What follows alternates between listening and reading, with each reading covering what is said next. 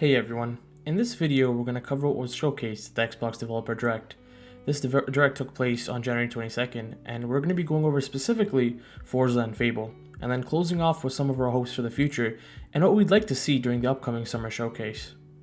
Starting off with Fable, I want to start off by saying that Fable holds a whole lot of nostalgic memories for myself, because it, alongside many core games such as Halo and Ninja Gaiden, were the games that got me into the Xbox brand.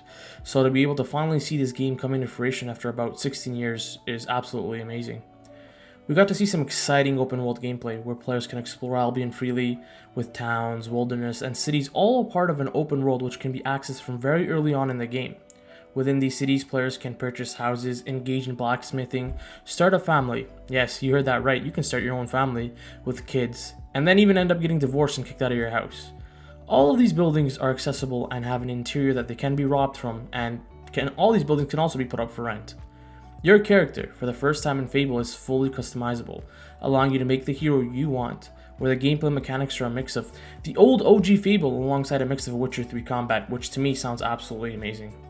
Additionally, there is no type of dungeon level cap. The world essentially scales alongside your character, keeping the fights engaging and keeping you on your toes. Core to Fable is how your choices and consequences shape your hero and your path within the game. We got to see how these choices and consequences had broader impacts to the world around you. For example, getting rid of a tenant would make the tenant now homeless. The tenant would also start to distrust you, along with that NPC probably not engaging with you much further.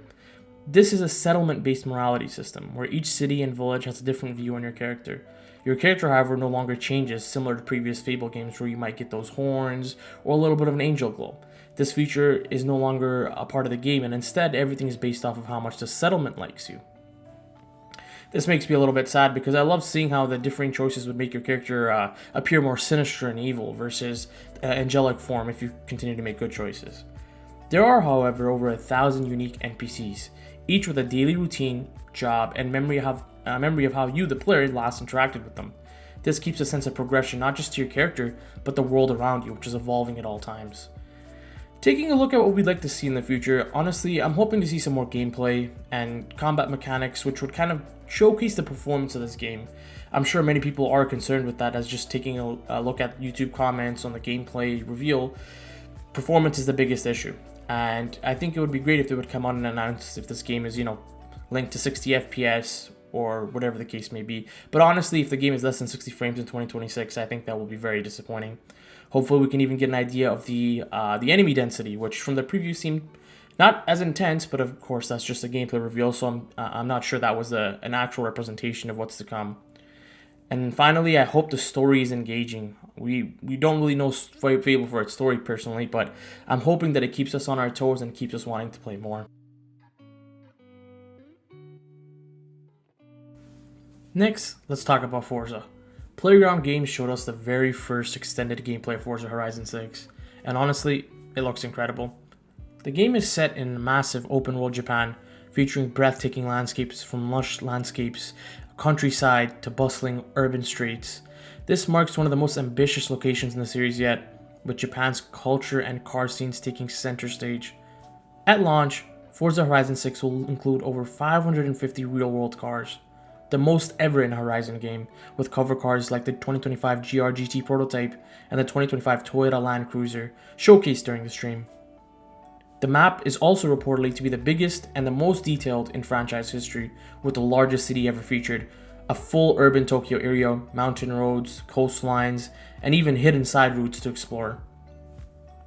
Xbox also revealed a bunch of new gameplay features: customizable garages, the estate, where players can design their own personal spaces to show off cars or build things like racetracks and mountain highways. New shared experiences like drag meets and Horizon Time Attack circuits give friends more ways to compete together, giving you more ways to play with your friends than just riding around. Car meets are now social hubs inspired by real-world meets where players can show off their designs, trade cars, and just hang out. Enhanced accessibility options like auto drive and high contrast modes are also included to make the game feel much more flexible for all players, accessible for all players as well. There's also talks of a new progression system with cultural nods to Japan's car traditions. Though some features are still being detailed, we also saw the return of wristbands as well.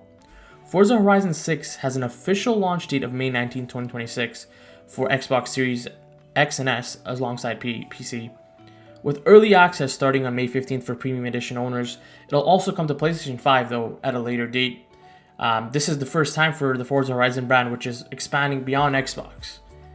And yes, of course, this game will also be available for Game Pass at launch, similar to Fable, which means subscribers can jump in day one.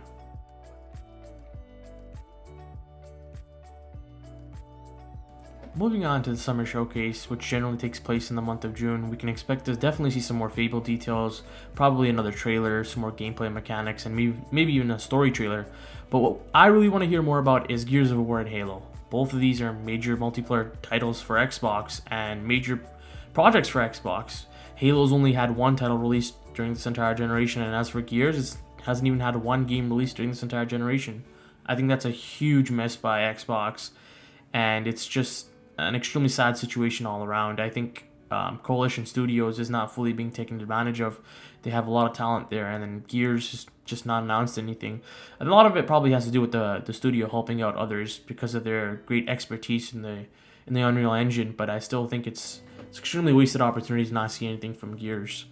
From Gears specifically, we should need to see some expanded trailers showing how the E-Day story is going to unfold, some more information on the multiplayer features, mode, even availability on Game Pass, which is probably a guarantee, but just some confirmation would definitely help. As for Halo, well, man, we haven't seen anything from Halo, a multiplayer title since Halo Infinite, and we all know how that went. The mechanics and everything in that game were perfect, but how it was executed upon was extremely unfortunate and didn't really land well with a lot of people. With all that being said, I hope we have a great summer showcase.